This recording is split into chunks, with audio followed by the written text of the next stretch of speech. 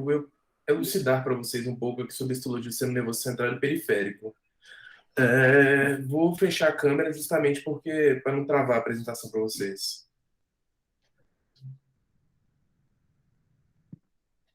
Opa. Bom, essas são minhas referências que eu utilizei na minha apresentação. Junqueira clássico, histologia do Ross, Kaisenbauer, e dois atlas que são bem divertidos. Vou ficar mexendo depois, se vocês quiserem dar uma olhada sobre histologia online. Bom, antes da gente iniciar toda essa história de histologia, estudar os conceitos, estudar todos os tecidos e a composição, a gente tem que entender todo esse início de conceitos e células para poder entender os tecidos e como funcionam. Basicamente, o papel do sistema nervoso central é uma grande rede neural que produz a integração entre os sistemas, seja para captar estímulos externos ou internos e organizar e coordenar a execução de funções no nosso sistema. Basicamente, nosso sistema nervoso é dividido em sistema nervoso central e sistema nervoso periférico. O sistema nervoso central é dividido em encéfalo e medula espinal. O sistema nervoso periférico é dividido em nervos e gânglios, como a gente vai ver mais para frente. Bom, não tem como a gente iniciar uma aula sobre sistema nervoso sem mencionar os neurônios, né? Que eles são a unidade básica de integração e transmissão de informações para as células. Como ver pelo slide, influenciam diversas atividades do organismo e liberam neurotransmissores e outras moléculas de informação. Composto por três partes, sendo dendrito, corpo celular e axônio. O dendrito, basicamente, são os prolongamentos na ponta do nosso neurônio, que são especializados para receber o nosso sinal nervoso e transmitir e permitir esse impulso nervoso se propagar pelo nosso neurônio. Corpo celular é onde se localiza o nosso núcleo e ele que é o centro trófico, ou seja, produz moléculas para a sobrevivência desse neurônio, além de permitir a função de recepção e integração desse neurônio. O axônio é a transmissão do impulso nervoso e liberação de neurotransmissores. Sobre o nosso neurônio em si, comentamos sobre os nossos dendritos que têm diâmetros variáveis, uma vez que eles vão se ramificando e se tornando menores conforme avançam. Eles recebem por meio das sinapses, né, os neurotransmissores, onde vão receber sinais nervosos e vão poder transmitir para o resto do neurônio. Eles recebem esses sinais por meio de uma região chamada espinhos dendríticos, que são finas regiões de dendritos. O citoplasma dessa região é basicamente semelhante ao citoplasma do nosso corpo celular. E basicamente isso. Sobre o nosso corpo celular, como já mencionamos, é o centro trófico, ou seja, ele vai promover as moléculas de sobrevivência do nosso neurônio. Ele contém uma grande abundância de retículo endoplasmático e poliribossomos, que vai formar esses corpúsculos de Nice. Além disso, é a única região do neurônio que tem o complexo de Golgi e apresenta uma grande quantidade de microtúbulos e neurofilamentos. Microtúbulos vão auxiliar na movimentação de vacúolos, organelas e moléculas. E nossos neurofilamentos vão dar resistência ao nosso neurônio. Sobre o nosso axônio agora. O diâmetro dele é constante, sendo que ele sofre ramificações nas partes finais, onde vão se acumular nossos neurotransmissores. Eles são acoplados ao nosso corpo celular por meio dessa região chamada cone de implantação, e na parte inicial, esse segmento inicial, é uma região que não tem mielina. Ou seja, não tem mielina e tem uma grande quantidade de canais de sódio, que são importantes para o início da nossa propagação do impulso nervoso, uma vez que esses canais de sódio vão abrir e promover a despolarização do nosso neurônio e se transmitir por essa baía de mielina até o final. Esses ramos colaterais, eles são regiões em que o nosso dendrito vai sofrer uma angulação de 90 graus e continuar até a nossa região final do axônio, onde vão ser liberados os nossos neurotransmissores. Aqui uma foto mais detalhada do nosso corpo celular, onde a gente consegue ver os nossos corpúsculos de início, o ambiente extracelular com as nossas células da glia, que a gente vai ver depois, o nosso núcleo esférico, uma grande quantidade de complexo. Cadê o complexo de Golgi também? Por aqui, complexo de Golgi. Bom, vamos para o próximo. Tipos de neurônios. Aí eles podem variar quanto à sua forma ou sua função. Os neurônios multipolares, basicamente, têm dois prolongamentos celulares, mais de dois prolongamentos celulares, geralmente são na parte de dendritos, em que vão ter várias ramificações. Os bipolares, um dendrito e um axônio. Pseudounipolares, geralmente é um prolongamento único, que geralmente se divide em dois. Um se direciona para o sistema nervoso central e outro para a periferia. Quanto à sua função, ou pode ter função de motor, que vai dizer em alguns motores, tais como os glândulos de fibras musculares, sensoriais vão receber esses estímulos, e neurônios vão promover as conexões entre neurônios. Fotos desses tipos de neurônios, o bipolar primeiro aqui, com vários, o bipolar com um dendrito, onde vão partir suas ramificações, e um axônio. Multipolar são vários dendritos, partindo do nosso corpo celular, e um axônio. O nosso pseudo-unipolar, multipolar, que vai partir do único prolongamento e depois vai se dividir. Aqui são tipos específicos de neurônios. Esse célula de Purkinje vai ser importante depois do nosso cerebelo, que eu vou mostrar durante a histologia do sistema nervoso central. Vamos avançar. Sobre a sinapse, sim, que eu tinha visto uma pergunta de um colega aqui. Aqui a gente menciona um pouco sobre os diversos tipos de sinapses que existem. Não é só diretamente axônio com dendrito. Pode ocorrer entre o próprio axônio e um corpo celular, que é a axossomática, axodendrítica, que é a clássica, que é a nossa axônio pro nosso dendrito, e axoaxônica, que é de um axônio diretamente para o axônio, como a foto está mostrando aqui. Axoaxônica, axodendrítica, que é a nossa clássica, e axossomática. A função da nossa sinapse é transformar nosso sinal elétrico em um sinal químico, né, para transmitir esse impulso nervoso. Sinapses podem ter natureza química, que é a mais clássica que a gente conhece, e a elétrica, que geralmente é por junções comunicantes, que permite a passagem de íons e, consequentemente, a propagação do impulso nervoso. O mecanismo da nossa sinapse, eu sei que vocês tiveram aula já, mas não vale nada, não custa nada relembrar. Teve aquele segmento inicial que eu mencionei para vocês, vai ter despolarizar, transmitir o impulso nervoso através da bainha de mielina. A despolarização vai induzir a abertura de canais de cálcio. Esses canais de cálcio vão permitir a liberação dos neurotransmissores que estão armazenados no retículo endoplasmático, na região do final do nosso axônio. Vão liberar nossos neurotransmissores numa região chamada zona ativa. Nossos neurotransmissores na fenda sináptica vão se ligar aos receptores que vão propagar o impulso nervoso para o nosso próximo, na nossa região pós-sináptica. Nossos neurotransmissores podem ser degradados por enzimas na fenda pós-sináptica ou podem ser recuperados por meio de vesículas. Células da glia, que são basicamente as células que ficam no meio circundante dos nossos axônios. Astrócitos participam da nutrição dos neurônios, de sua sustentação e da regulação da atividade e sobrevivência dos neurônios. Geralmente possuem uma forma estrelada com múltiplos prolongamentos no corpo celular. Existem dois tipos de astrócitos, fibrosos ou protoplasmáticos, sendo que os fibrosos possuem prolongamentos menos numerosos, só que eles são mais longos, e geralmente são encontrados em maior quantidade na substância branca. Os protoplasmáticos são o inverso, eles possuem o maior número de prolongamentos, e são mais curtos, e isso é encontrado em maior quantidade do sistema nervoso na substância cinza. Os astrófitos geralmente emitem prolongamentos do seu corpo celular nos capilares sanguíneos, o que é notável o seu papel como nutrição de neurônios, ou da composição do meio extracelular. Os oligodendrócitos, células de Schwann, basicamente, eles formam as bainhas de mielina no nosso neurônio, que vão ser isolantes elétricos e aumentar a velocidade dessa propagação do impulso nervoso.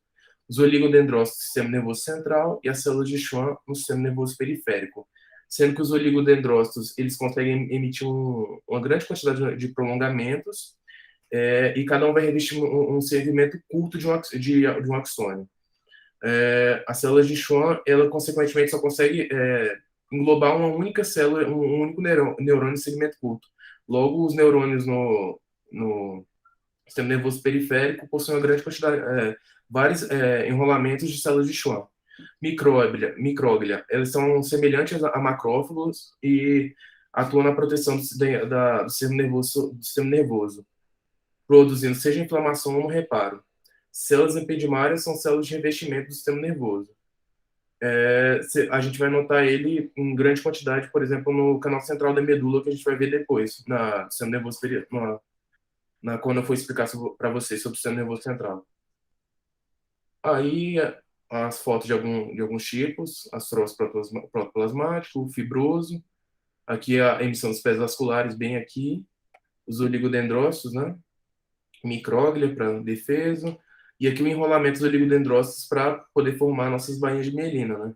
Vai enrolando, enrolando, o citoplasma vai se tornando escasso e vai acabando ficando só membrana na região para poder formar essas bainhas de mielina. Mais fotos de astrócitos, aqui os pés vasculares, e podemos entrar finalmente no sistema nervoso central. Já mencionamos que é formado por encéfalo e medula, a diferença de composição entre substância cinzenta e substância branca. Substância cinzenta, presença de axônios mielinizados, oligodendrócitos e células da glia. Substância branca, presença dos corpos celulares dos neurônios, dendritos, porções iniciais não mielinizadas dos axônios e células da glia. Eu acabei de perceber que eu troquei a ordem aqui no meu slide, sendo que a substância branca é caracterizada por essa 1 aqui, porque justamente é branca justamente quando os axônios mielinizados que dão essa coloração branca. O encéfalo e a medula possuem diferentes padrões de localização da substância. No cérebro, a gente vê esse córtex cerebral de substância cinzenta, região central branca. Na cerebelo, nós temos um padrão de folhas, que chama, em que a substância branca fica centralizada e a região do córtex cerebelar é substância cinzenta. Já na nossa medula ocorre o inverso, que chama de padrão em forma de borboleta ou de H, que a substância cinzenta fica no meio e a substância branca ao redor. Bom, aí mencionar um pouco da composição, né, de cada região. O cérebro possui a predominância da substância cinza, que eu já tinha mencionado, enquanto a substância branca prevalece nas partes mais centrais. No interior da substância branca, geralmente encontram-se núcleos, que são aglomerados de substância cinzenta. Exemplo desses núcleos, nós temos os caudados e amidaloides do cérebro. No córtex cerebral, geralmente é organizado em 6 camadas, que são diferenciadas pela forma e o tamanho desses neurônios. Vou mostrar a foto para vocês daqui a pouco. Deixa eu ver se já tem aqui. Não, temos só do cerebelo depois. O cerebelo, mesmo padrão, né? Substância cinza para fora, substância branca para dentro. Sendo que o nosso córtex cerebelar é dividido em 3 regiões: molecular, central e granulosa. A central, onde nós vamos ter aquelas células de Purkinje, que eu já havia mencionado, em que elas emitem grandes prolongamentos na nossa região dos dendritos, que vão ser notados na nossa camada molecular, que é a camada mais externa. A nossa camada granulosa é justamente granulosa porque nós temos neurônios muito pequenos e organizados de modo compacto, parecendo pequenos grãos. A nossa medula, que a gente já tinha mencionado, vai assumir um padrão inverso, né? Em que a substância cinzenta vai ficar no meio e a substância branca ao redor. Sendo que na medula, nós vamos ter 2 divisões depois entre cornos anteriores e cornos posteriores também, que vão penetrar pela substância cinzenta. Sendo que nos cornos anteriores vamos ter neurônios motores e axônios que vão dar origem às raízes ventrais dos nervos raquidianos. Já nos cornos posteriores, vamos receber as fibras dos neurônios situados nos gânglios das raízes dorsais dos nervos espinais. Aí as fotos que eu já havia mencionado sobre o nosso cerebelo, padrão de folha preguiada, córtex para fora e nossa medula para dentro, em que vamos ter a substância branca. A divisão entre as camadas molecular, as células de Purkinje, que são as centrais, e as granulosas. Nossa substância branca aqui, que é um zoom do que a gente havia explicado. Aqui é o corte da medula, que é o padrão em H, substância cinzenta para dentro, substância branca para fora. Aqui o canal central, por onde vamos ter células epidimárias revestindo esse canal central. E aqui uma foto mais específica da medula, com nossa substância cinzenta dentro e substância branca para fora. Outros componentes do nosso sistema nervoso central, que são as próprias meninges agora. O sistema nervoso central está contido e protegido na caixa cranial e no canal vertebral, sendo envolvido pelas meninges. Ou seja, antes da gente entrar no sistema nervoso, nós vamos ter essas meninges, sendo que vai ter a divisão entre dura mater, aracnoide e pia mater. Nossa medula, a nossa meninge é separada do periósteo, das vértebras, porque eles não vão ter contato direto. Vai chamar uma região chamada espaço peridural, entre a nossa meninge e nossas vértebras, que vão passar veias, tecido conjuntivo frouxo e tecido adiposo. Em condições patológicas, pode acumular sangue nesse espaço, nessa região, que foi no espaço subdural, que pode dar inflamação. Sobre caracterizando mais um pouco sobre cada uma das regiões. Dura mater, né, que é a mais externa, tecido conjuntivo denso, aderido ao periósteo, dos ossos da caixa craniana, é, diferencia da nossa medula que a gente acabou de mencionar. A nossa aracnoide que vai ser dividida em duas regiões, tecido conjuntivo sem vasos sanguíneos, sendo que na primeira parte vai ter contato direto com a dura mater e sob forma de uma membrana. A segunda parte vai ter contato com a aracnoide, o contato da nossa aracnoide com a pia mater em forma de traves, que é um padrão de traves. E entre essas traves vai se localizar o nosso líquido cefalorraquidiano, que vai ser importante para a proteção contra os choques mecânicos do sistema nervoso. Além disso, entre essas traves em que eu localizo o líquido cefalorraquidiano, ele permite a comunicação com os ventrículos vertebrais. Sobre a nossa pia mater, ela geralmente não tem, ela tem vasos sanguíneos que podem penetrar nesse tecido nervoso nesses espaços, que é a camada mais interna, com intensa vascularização e aderência ao tecido nervoso, embora não fique em contato direto com células ou fibras nervosas. Nossa barreira hematocefálica, ela impede a passagem de substâncias, servindo como uma proteção para o tecido nervoso. Nossa barreira hematocefálica é formada por junções oclusivas entre as células endoteliais. E é possível que as trosas participem também dessa barreira hematoencefálica. Nosso plexo coroide basicamente vai produzir o nosso líquido cefalorraquidiano. Um detalhe mais sobre tudo isso que eu falei, né? Sobre foto. Nosso duramato de forma mais externa, nosso aracnoide, que vai ter dividido em duas regiões, nosso espaço subaracnoide, que vai permitir com vasos sanguíneos e entrada no tecido nervoso, e a nossa pia mater, bem aqui. Os astrócitos revestindo a parte dos tecidos, tendo contato com o vaso sanguíneo por meio dos pés vasculares, e vamos para o sistema nervoso periférico agora. O sistema nervoso periférico vai ser dividido em nervos e gânglios, sendo que os nervos são prolongamento de axônios, cujos corpos celulares se situam ou no sistema nervoso ou em gânglios. O que são os gânglios? São agregados de corpos celulares. Aí vamos diferenciar entre os tipos de nervos, né? Nervos aferentes, que basicamente recebem o estímulo, seja exterior ou interior, e transmitem para os centros superiores. Eferentes vão permitir a execução de uma ação, por exemplo, em músculo ou glândulas, e os nossos mitos, que geralmente possuem esses dois tipos de fibras. Os nossos gânglios podem ser divididos em sensoriais e gânglios do sistema nervoso autônomo. Sendo que os sensoriais recebem as fibras aferentes que vão levar os impulsos da periferia para o sistema nervoso central. Os nossos gânglios do sistema nervoso autônomo são formações bulbosas ao longo dos nervos. Alguns podem se localizar no interior de determinados órgãos, por exemplo, o sistema nervoso autônomo parasimpático, que a maioria dos gânglios se situa no próprio órgão, para poder executar as ações. Fotos de toda a explicação agora. Entre essas fibras de tecido nervoso que comentamos, existem uma grande quantidade de tecido conjuntivo ao redor, que são essas divisões de epineuro, perineuro e endoneuro. Sendo que a epineuro é o tecido conjuntivo que geralmente pode ser contínuo com a região que está ao redor dessas fibras nervosas. A nossa perineuro, elas são células alongadas de tecido conjuntivo que possuem algumas junções oclusivas, ou seja, impedem a passagem de substâncias e impedem não, regulam a passagem de substâncias para a entrada nessas fibras nervosas. E ainda o neuro são revestimentos de tecido conjuntivo ao em volta de fibras individuais de neurônios. Geralmente tem uma grande composição de fibras reticulares. E aqui um corte mais específico do que eu mencionei: epineuro, perineuro e endoneuro envolvendo células individuais de neurônios. Muita coisa, mas deu certo. Fotos de gânglios, basicamente, e acabamos a apresentação.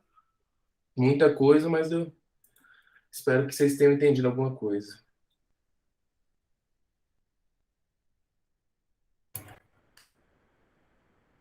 Foi, nossa, os slides ficaram assim perfeitos. Acho que vai ajudar muito, muito o pessoal da Olimpíada. Qualquer dúvida é só perguntar. É sério.